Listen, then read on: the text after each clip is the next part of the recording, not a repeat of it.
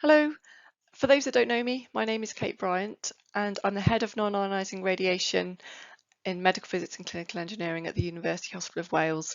And I'm going to talk to you about my team's response to the COVID-19 pandemic.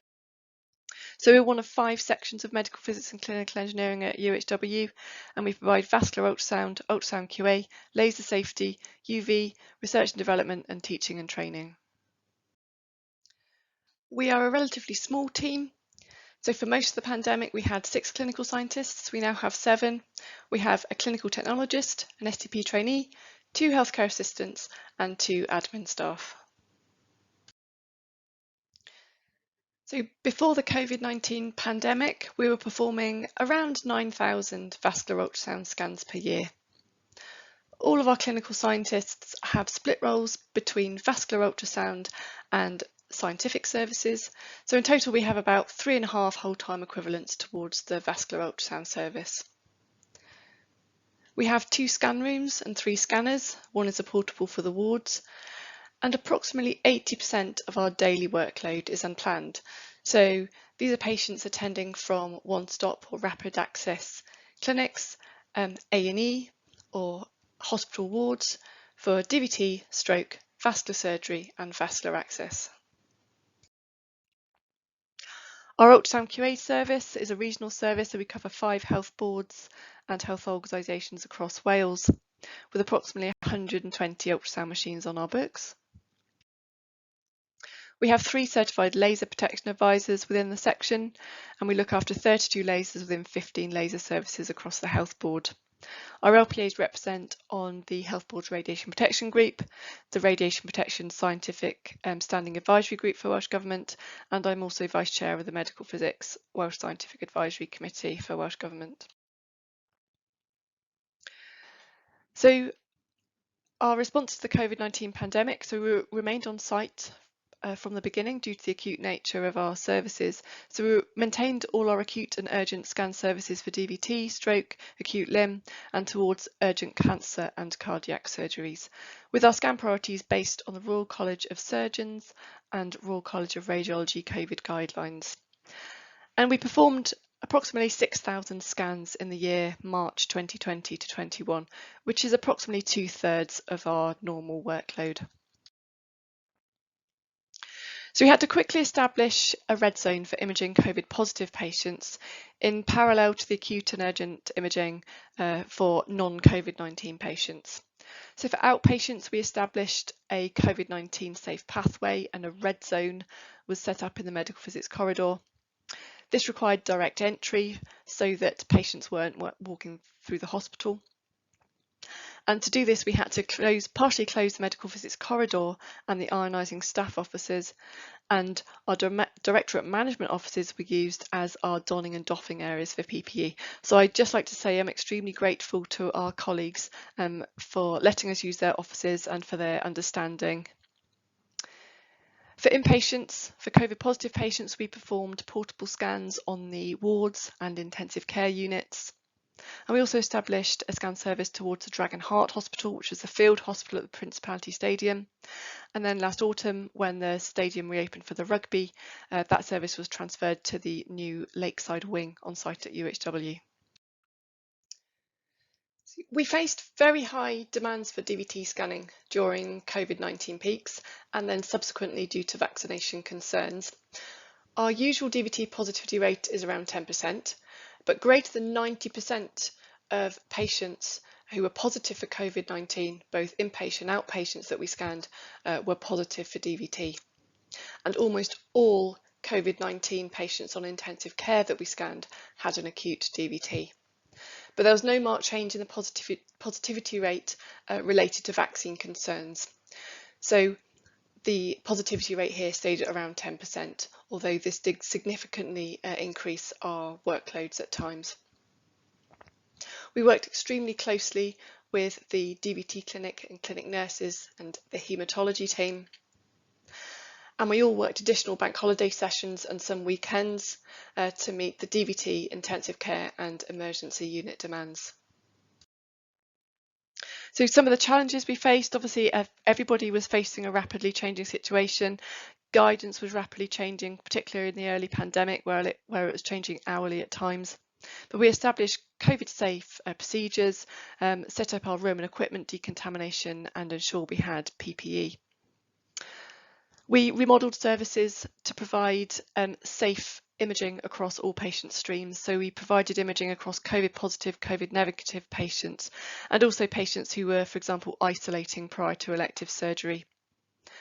Particularly during the first peak, many of these patients were acutely unwell, so they're either in hospital for COVID-19 or serious or acute illness such as cancer or stroke.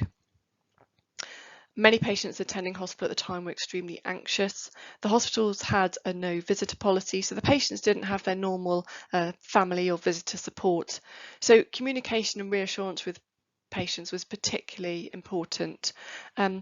Many patients were in quite distressing situations, and so communication with them was essential. But at times this was hindered by PPE, so the masks and visors that we were wearing. We did face some mask shortages, particularly fitted masks for intensive care, but one of our clinical scientists trained to provide mask fitting for the department and across the health board. Maintaining our scientific services and teaching and training alongside the acute clinical duties was challenging at times. And our staff were at times entering high-risk environments and working in high-risk environments, for example, intensive care. And so managing risks, and in particular managing morale and well-being for staff, was particularly important. And we have established working from home days once every 2 weeks to give staff respite from the acute clinical workloads. But following every challenge is an opportunity. So we've forged much closer collaborative working between clinical and imaging teams, and we've evaluated our practices to make improvements to our services. So we have new improved patient pathways for DVT and stroke. We have a clinical scientist-led aneurysm surveillance programme, and improved vetting and efficiencies have been achieved across the board. During the pandemic, procedures moved away from general anaesthetics, so a greater portion of our imaging was towards minimally invasive cardiac and vascular surgical techniques such as EVARs, TVARs, TAVIs and RFAs. Our one-stop vascular surgery clinics reopened in July last year, and we managed to overcome our outpatient backlog by October, but we're still facing ongoing fluctuating pressures as the COVID peaks come in and out. So our laser protection service during the pandemic. The Spire Hospital in Cardiff was designated as the COVID-free or green hospital, and so we commissioned a brand new ophthalmology laser suite there in April 2020, and that was repatriated back later that year. We also relocated and recommissioned 8 laser suites within main theatres. So at the time, some of the theatres were being switched over to ITU use and then back again as the COVID pandemic progressed. And we also commissioned new laser suites at the newly established Protected Elective Surgery Unit or Green Zone for patients isolating before urgent or elective surgeries. During this time, we also commissioned 2 new ophthalmology laser rooms at UHW. And since then, we've resumed our routine LPA audits and continued to provide advice as more elective laser surgeries come back online. We've also recently held several socially distanced core of knowledge courses in line with MHRA guidelines. During the pandemic, we've also established a new and improved scientific support and governance service for UV. So this is local, regional, clinical scientific support to dermatology phototherapy, and a regional specialist monochromator service for light sensitivity. And as part of this new service, we've established a clinical scientist-led model for some of the treatments. Our Ultrasound QA service during the pandemic, we commissioned new scanners towards Dragon's Heart Hospital Intensive Care and the surgical unit. And as part of this, we also provided commissioning advice for new wireless technologies that we hadn't encountered before. We provided advice on ultrasound clinical governance and decontamination. And then our regional QA service resumed back in July last year, and we tested approximately 80 scanners alongside the new commissions. Teaching and training, so our teaching for the BSc, MSc and FLCR quickly switched to remote lecturing and exams. Our SDP trainees have shown great resilience and quickly switched to working from home. And in fact, one of our SDP trainees was the first to come forward when the call came out for redeployment to help the situations on the wards.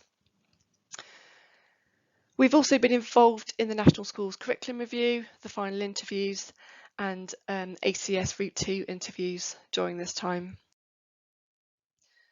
So we're very honoured to be awarded the IPEM President's Gold Medal for service during the Covid-19 pandemic. But I'd just like to say I think we are one of many unsung heroes, especially across medical physics and clinical engineering teams in the UK and across Wales. We're just a very small part of this. But for my team, I think everybody's played their part, and I'm really proud of the way my team has pulled together and for the service that we've provided during the last year and a half. So a huge thank you to you all, and well done everybody.